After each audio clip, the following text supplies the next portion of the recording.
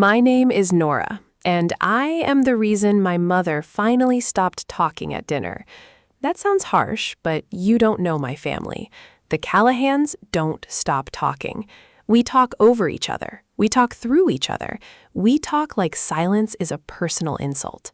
My father, Tom, can turn a grocery list into a 20-minute monologue about the declining quality of produce in this country.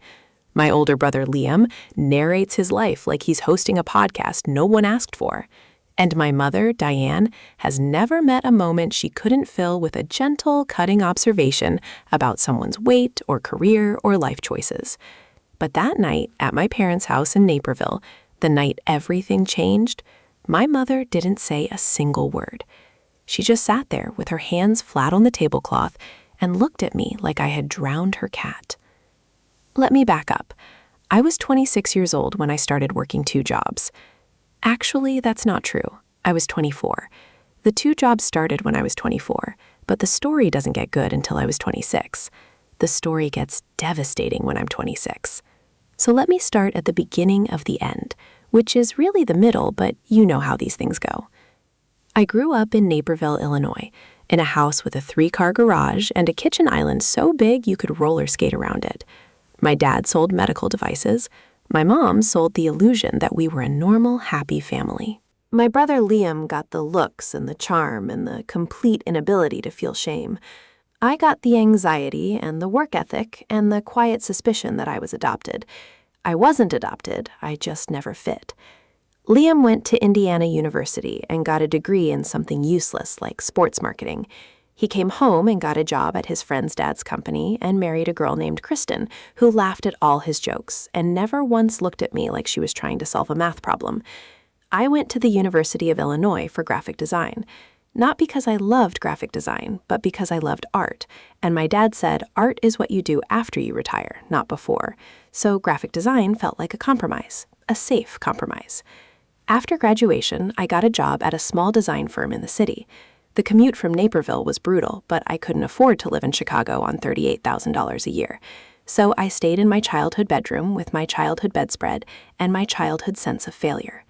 My mom would knock on my door every morning and say, "Time to wake up, sweetheart. The real world is waiting."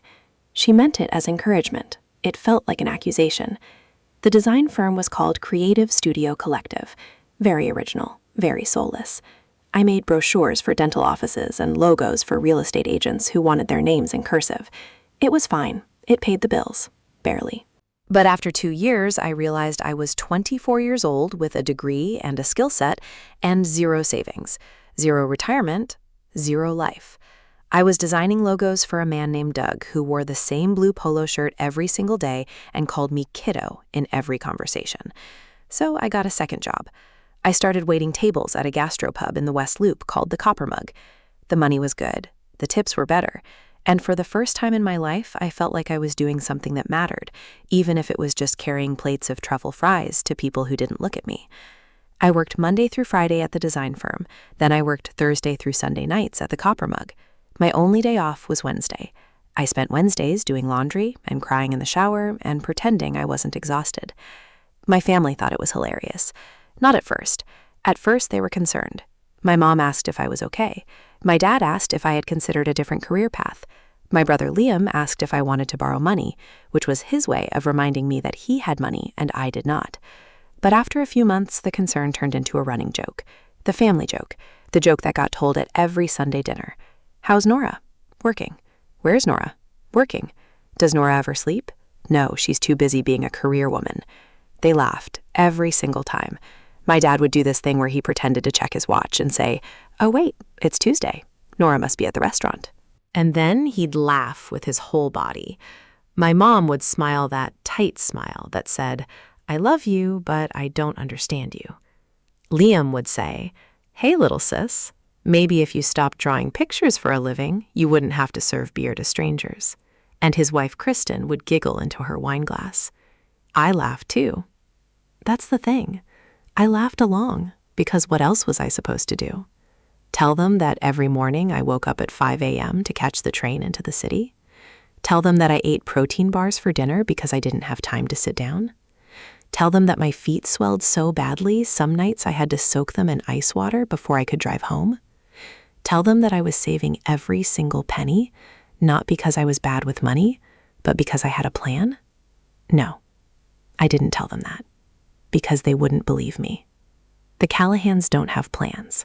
The Callahans have ideas that turn into hobbies that turn into nothing. My dad talks about writing a novel every Thanksgiving. My mom talks about learning Italian every spring. Liam talks about starting his own business every time he gets drunk at a barbecue. Nobody finishes anything. But I was finishing something.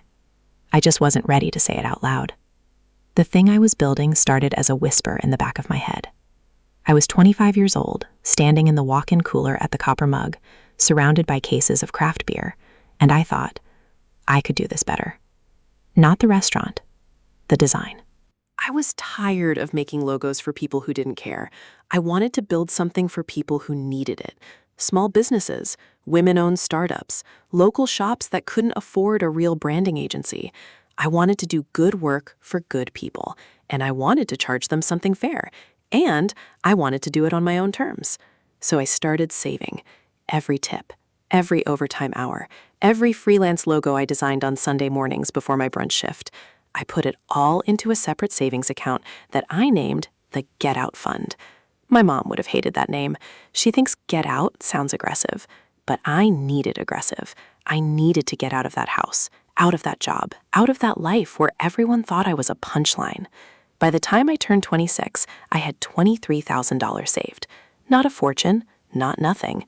I put together a business plan, I registered an LLC, I found a small office space in Pilsen, not fancy, not large, but mine. I designed my own branding, which was weird and wonderful because I got to be the client for once. I named the company Finch Fern. I don't know why. I just liked the way it sounded. Soft, green, growing. I put in my 2 weeks' notice at Creative Studio Collective. Doug shook my hand and said he was sad to see me go, and then immediately started talking about his nephew who needed a job. I gave my notice at the Copper Mug, too. My manager, Mike, bought me a shot of whiskey and said I was the only server he ever had who actually knew the difference between a stout and a porter. That felt better than any compliment my family ever gave me. I decided to tell my family at Sunday dinner. Big announcement, big moment. I was nervous in a way I didn't expect. My hands were shaking when I walked into my parents' house. I could hear them already laughing in the kitchen. Liam was telling a story about a guy at his gym who tried to lift too much weight and threw up. Classic Liam. Make everyone laugh. Make sure no one notices the quiet person in the corner. I waited until we were all sitting at the table. My dad carved the roast chicken. My mom passed the potatoes. Liam poured himself a third glass of wine. Kristen checked her phone under the table. Normal Sunday, normal noise. I said, I have news. The table went quiet for a second. Then my dad said, Did you get a third job? He winked at Liam. They both laughed. I said, No, I quit both jobs. I'm starting my own design firm. Silence. Real silence. The kind that feels like someone pulled a plug and all the sound drained out of the room. My mom set down the serving spoon. My dad stopped chewing. Liam looked at me like I had just announced I was joining a cult. Then Liam started laughing. He didn't try to hide it. He didn't even pretend. He just threw his head back and laughed the way he laughed at bad movies and dumb TikTok videos. Kristen joined in a beat later. My dad smiled like he was waiting for the punchline. My mom just looked tired. Liam said, Your own firm? Nora, you can't even afford an apartment. I said, I saved money. Liam said, How much? I said, Enough. Liam said, Enough for what? To print business cards? You're going to design logos in mom and dad's basement? That's not a firm. That's a hobby with extra steps. My dad said, Now, Liam. But he was smiling. He was definitely smiling. I said, I already have office space. I already have clients. 2 clients. Small ones, but they're paying. I'm doing this. My mom finally spoke. She said, Sweetheart, have you thought about health insurance? I said, I'll figure it out. Liam said, You'll figure it out. That's your whole life. Just figure it out. When are you going to stop figuring it out and actually live like an adult? I wanted to scream. I wanted to tell him that I was the only adult at that table, that I had a plan and savings and a lease and a dream, and what did he have? A job his friend's dad gave him, a wife who laughed at everything he said because she was afraid of what would happen if she stopped, a mortgage my parents helped him with. He was 30 years old, and he had never once taken a risk, but he got to sit at that table and call me the child. Instead, I just said, I'm doing this, and I don't need anyone's permission. My mom said, we never said you needed permission. My dad said, we just want you to be realistic. Liam said, realistic, that's a good word. Nora, what's realistic about quitting 2 jobs to play entrepreneur? I looked at him. I said, you know what, Liam? I worked 2 jobs for 2 years. 2 years. While you were at your buddy's company taking 3-hour lunch breaks and leaving at 2 p.m. to play golf. I worked holidays. I worked birthdays. I worked when I had the flu. I worked when my feet bled through my socks. And you laughed. You all laughed. You called it cute. You made jokes. And I let you. Because I knew exactly what I was doing. And now I'm doing it. So laugh if you want. But I'm done being the punchline. I stood up. I walked out. I didn't cry until I got to my car. And then I cried so hard I had to pull over in the Jewel Osco parking lot and just sit there with my forehead on the steering wheel. That was the last Sunday dinner I went to for a long time. The next 6 months were the hardest of my life. Harder than the 2 jobs, harder than the commute, harder than anything. Because when you start a business alone, you don't realize how lonely it is. You sit in your office with your laptop and your coffee and your good intentions, and you wait for the phone to ring. And sometimes it doesn't ring.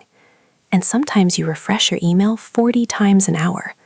And sometimes you look at your bank account and do the math and realize you have maybe 4 months left before you have to move back into your parents' basement and hear your brother say, I told you so.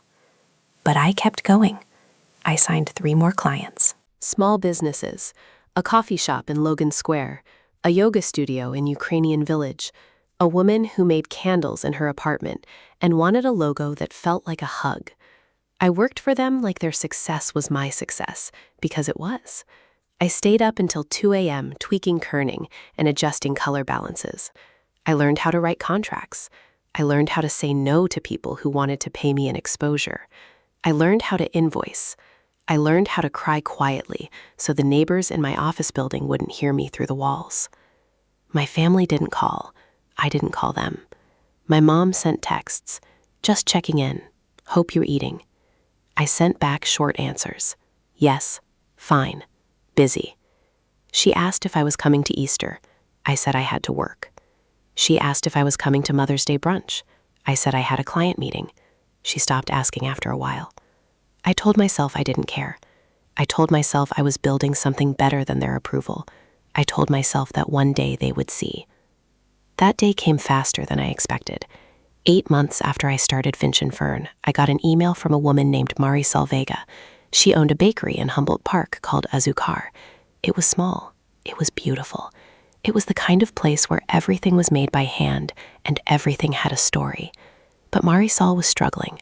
Her branding was a mess. Her website looked like it was built in 2003. She was losing customers to a new bakery that opened down the street with sleek packaging and an Instagram presence.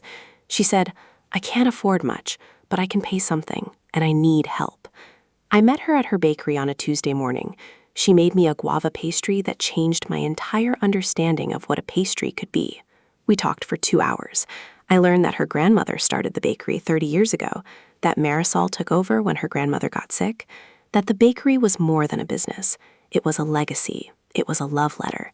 It was the only thing keeping her connected to her family's history. I said, I'll do it for half my normal rate. She said, why? I said, because I believe in you. That's not something I would have said to a corporate client. But Marisol wasn't a corporate client. She was a woman who was fighting for something she loved. And I understood that. I worked on the Azucar rebrand for 3 months. I redesigned the logo. I created new packaging for the pastries. I built a website that told the story of Marisol's grandmother. I photographed everything myself with a camera I bought used on Facebook Marketplace. I wrote copy that made people cry. I'm not being dramatic. People actually cried.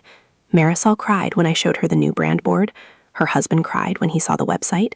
Even the guy at the print shop got a little misty when he held the new business cards. The rebrand launched in September. Within 2 weeks, Azucar's sales went up 40%. Within a month, they had a feature in a local food blog. Within 3 months, they were named one of the best bakeries in Chicago by a magazine I had never heard of until they called me for an interview. And that's when things got real. The magazine article mentioned Finch Fern, just a small line. Branding by Finch Fern. But that small line changed everything. My phone started ringing. Real rings, real clients. A women's clothing boutique in Wicker Park, a craft brewery in Avondale, a nonprofit that helped formerly incarcerated women find jobs. I signed 6 new clients in 1 month. I hired my first employee, a recent grad named Tessa, who was smart and hungry and reminded me of myself 4 years ago. I was growing. I was actually growing. 1 year after I started Finch Fern, I moved into a bigger office, 3 blocks from the old one, but with windows and a conference table and a sign on the door. A real sign, with the logo I designed myself, Finch Fern. Brand design for people who give a damn. That was the tagline. I came up with it at 3 a.m. on a Tuesday when I couldn't sleep because I was too excited and too terrified to close my eyes. It was the most honest thing I had ever written. By year 2, Finch Fern had 7 employees. We had a wait list. We had a reputation. We had a name that people said with respect. And I had completely stopped talking to my family. That's not entirely true. I talk to my dad on the phone once a month. Short conversations. How's work? Good. How's mom? Good. Do you need anything? No. Okay, well, love you. Love you too. Click. I didn't talk to my mom at all. She didn't know how to talk to me without offering advice I didn't want. I didn't talk to Liam. He sent me a Facebook friend request that I let sit in purgatory for 6 months before I deleted it. I didn't go to holidays. I worked on Thanksgiving. I worked on Christmas. I worked on New Year's Eve while everyone else was drunk and happy and kissing someone they loved. I told myself it was worth it. Then year 3 happened. Year 3 was the year I got the call from Marisol. She said she had been talking to a commercial real estate developer named Robert Chen. He was developing a mixed-use building in Logan Square. Retail on the bottom, offices on the top, apartments above that. And he wanted to do something different. He wanted the retail spaces to feel curated, local, authentic. He didn't want another bank or another chain pharmacy. He wanted businesses that mattered. Marisol said, I told him about you. I told him you're the reason I'm still in business. He wants to meet. I met Robert at a coffee shop in Logan Square. He was smart and direct and asked better questions than any client I had ever talked to. He asked about my philosophy, my process, my failures, my fears. I told him the truth. I told him about the 2 jobs, the Sunday dinners, my brother's laughter, my mother's silence. I told him about the night I sat in the Jewel parking lot and cried until my throat hurt. He listened. Then he said, I want Finch Fern to be the anchor tenant, ground floor, corner unit, big windows, and I want your name on the building. I said, what? He said, the building needs a name. I was going to call it something generic, the Logan, the Collective, something boring. But then Marisol told me your story, and I thought about it, and I realized that the whole point of this project is people like you, people who worked 2 jobs while their families laughed, people who built something from nothing, people who believed in themselves when no one else did. So I want to name the building after your company, Finch Fern, and I want you to design the signage, the whole thing, top to bottom. I sat in that coffee shop and I couldn't speak. I couldn't move. I couldn't do anything except press my hand against my mouth and try not to sob into my cold latte. Robert said, is that a yes? I said yes. The building took 18 months to complete. 18 months of construction meetings and material samples and budget conversations and moments where I thought, this is too big for me. I don't belong here. I'm just a girl from Naperville who learned how to use Adobe Illustrator. But I kept showing up. I kept designing. I kept fighting for every detail. The font, the spacing, the lighting. The way the sign would look at sunset versus sunrise versus 3 p.m. on a cloudy Tuesday. Robert trusted me. My team believed in me. And somewhere in the middle of all that, I started to believe in myself too. The building opened on a Friday in October. I remember the date because it was my mother's birthday. October 14th. I didn't realize until the week before when I saw it on my calendar and felt a strange twist in my stomach. I almost changed the opening date. I almost called Robert and said, let's do it Saturday. But I didn't, because I was done running away from my family's shadow. I was done being the daughter who hid. I invited them to the opening. I didn't do it out of spite. Or maybe I did. Maybe there was a small part of me that wanted to see their faces, the same way they wanted to see mine when I failed. But I told myself it was about healing, about closing a loop, about letting them see what I had built, not as a weapon, but as a peace offering. My dad RSVP'd yes. My mom RSVP'd yes. Liam RSVP'd no with a message that said, sorry, can't make it. Kristen didn't respond at all. I wasn't surprised. I wasn't hurt. I was actually relieved. One less person to perform for. The night of the opening was perfect. Chicago in October is unpredictable, but that night the air was crisp and clear, and the sky was the color of a deep bruise. The building looked exactly how I had imagined it. Glass and brick and warm light spilling out of the corner unit that would become Finch and Fern's new home. And the sign was beautiful, 12 feet tall, illuminated from within. Finch and Fern in a custom font that I had spent 4 months perfecting.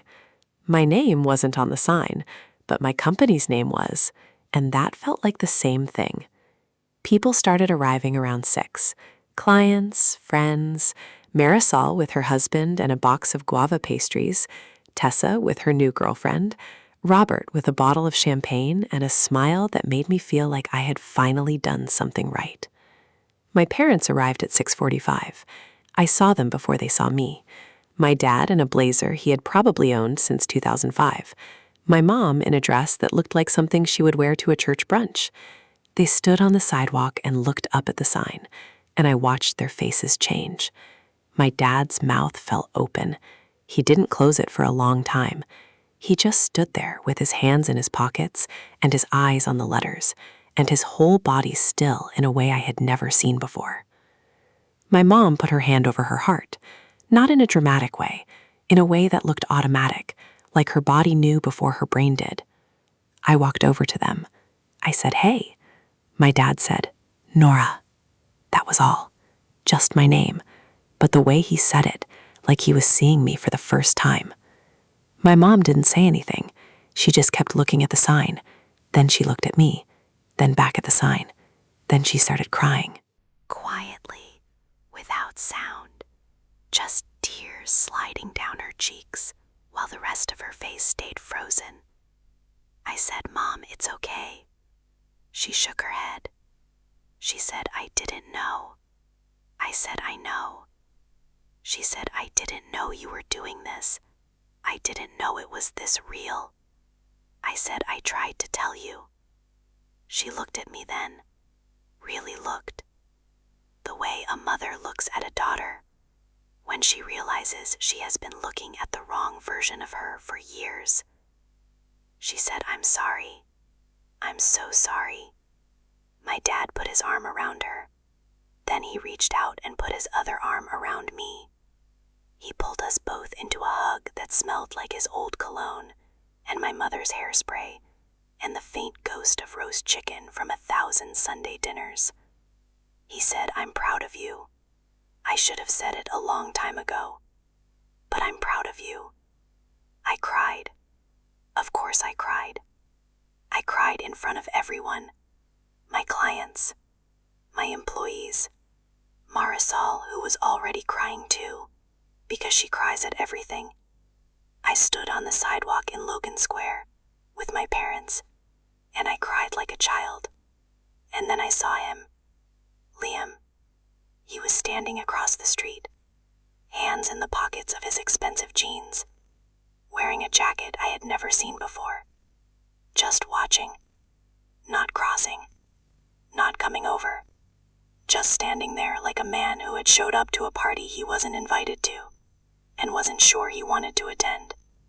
I didn't wave. I didn't call out. I just looked at him, and he looked at me. And in that look, I saw everything. The years of jokes, the dismissals. The way he had made me feel small so he could feel big. I saw the brother I loved and the brother who hurt me, and somewhere in between, a person who was maybe just as scared as I was. He didn't cross the street. After a minute, he turned around and walked away. I watched him go, and I felt something I didn't expect. Not anger, not satisfaction, just a quiet, tired sadness. The kind that comes when you realize some people will never be able to celebrate you because your success forces them to look at their own failure. My mom asked who I was looking at. I said no one. We went inside. I gave them a tour. My dad asked questions about the square footage and the lease terms and whether I had considered expanding to a second location. My mom just walked slowly through the space, touching the walls like she was trying to memorize the texture. She stopped in front of my desk. She saw the framed photo of me from college, the one I almost threw away because I looked tired and sad and nothing like the person I wanted to become. She said, "You were always working. Even then, even in college, you were always the one working." I said, "Yeah, I guess I was." She turned to me. She said, "I thought you were just anxious. I thought you just didn't know how to relax. I didn't realize you were building. I'm sorry I didn't see it." I wanted to say something sharp, something that cut, something that said, "Where were you when I needed you?" But I didn't. Because standing there in my office with my mother's apology hanging in the air, I realized I didn't need her to have been there. I needed her to be here now. And she was. So I said, "Thank you." She said, "I love you." I said, "I love you too." The opening went late. People drank champagne and ate pastries and took photos in front of the sign. Someone posted a picture on Instagram and it got 500 likes before I even went to bed. Tessa made a speech that made me cry again. Robert made a speech that made everyone cry. Marisol made a speech in Spanish that I didn't fully understand, but I felt every word. My parents left around 9. My dad shook my hand, which was weird but sweet. My mom hugged me for a long time, longer than she had hugged me since I was a kid. She said, "Call me." Not text, call. I said, "I will." They walked out into the October night. I watched them go, my dad's arm around my mom's shoulders, my mom looking back once over her shoulder, and then they disappeared around the corner. I stood in the doorway of my building, Finch and Fern. The name on the sign, the name that my family had laughed at when it was just an idea in the head of a tired waitress with bleeding feet. I thought about Liam across the street. I thought about his face, the way he had looked at the building like it was a mirror. I thought about all the Sunday dinners, all the jokes, all the times I laughed along because it was easier than fighting. I thought about the night I sat in the Jewel parking lot and cried until I couldn't breathe. And then I thought about the next morning, the work waiting for me, the clients who needed me, the team who believed in me, the life I had built with my own 2 hands. I locked the door. I walked to the train. I went home to my apartment that I could finally afford. I brushed my teeth. I got in bed. And I slept better than I had slept in years. That was 3 years ago. Finch and Fern is bigger now. 2 locations, 15 employees, a reputation that reaches beyond Chicago. My dad calls me every Sunday, not to check in, just to talk. My mom and I have dinner once a month, just the 2 of us. She doesn't give unsolicited advice anymore, or at least she tries not to. Liam and I don't talk. We saw each other at a cousin's wedding last summer. He said, "Congrats on the business." I said, "Thanks." He said, "I always knew you'd figure it out." I didn't say anything to that, because it wasn't true, and we both knew it. He walked away. I watched him go. And for the first time in my life, I didn't feel sad about it. Some people are chapters. Some are whole books. My family was a prologue. The real story started the night I walked out of that Sunday dinner with nothing but a plan and a parking lot to cry in. My name's Nora Callahan. I worked 2 jobs while my family laughed. And now my name is on a building. They don't laugh anymore.